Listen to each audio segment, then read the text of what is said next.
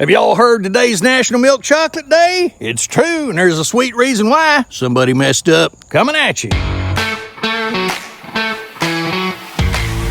Well, I'll be hornswoggled.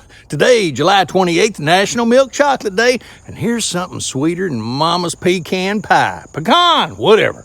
Milk chocolate was invented in 1875 by a Swiss feller named Daniel Peter, but here's the kicker. He spent 8 long years trying to figure out how to mix milk with chocolate without it turning into a chunky mess. The secret ingredient, condensed milk. That's right, y'all. The same stuff we use in our sweet tea ice cream down here in the South was the key to creamy chocolate perfection. Now, that's what I call Southern ingenuity, spreading worldwide. And speaking of sweet treats, let's talk about the crown jewel of Southern desserts, pecan pie, pecan, whatever. You know that gooey, nutty slice of heaven that makes every holiday table complete.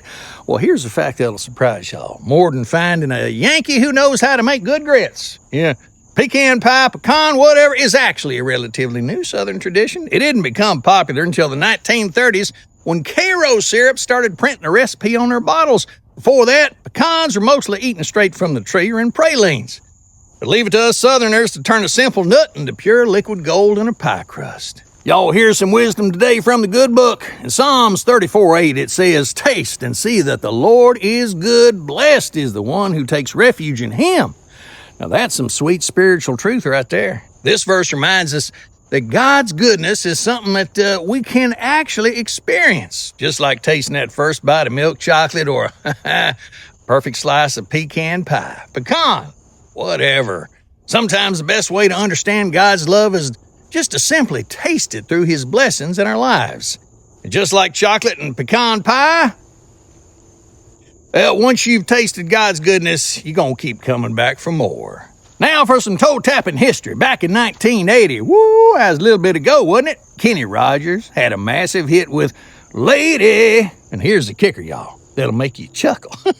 This country superstar's biggest crossover hit was actually written by Lionel Richie from the Commodores. That's right. One of the smoothest country ballads ever came from a Motown legend. The song was so popular, it spent 6 weeks at #1 on the pop charts and then made old Kenny Rogers the king of slow dancing at every honky-tonk from here to Houston. Just goes to show you that good music knows no boundaries. Kind of like how chocolate and pecan pie, pecan, whatever, make friends with everybody at the church potluck. And that's all for today's Have Y'all Heard, because now y'all have. Leave a comment if you're smart or smiling or hungry. Until next time, later taters.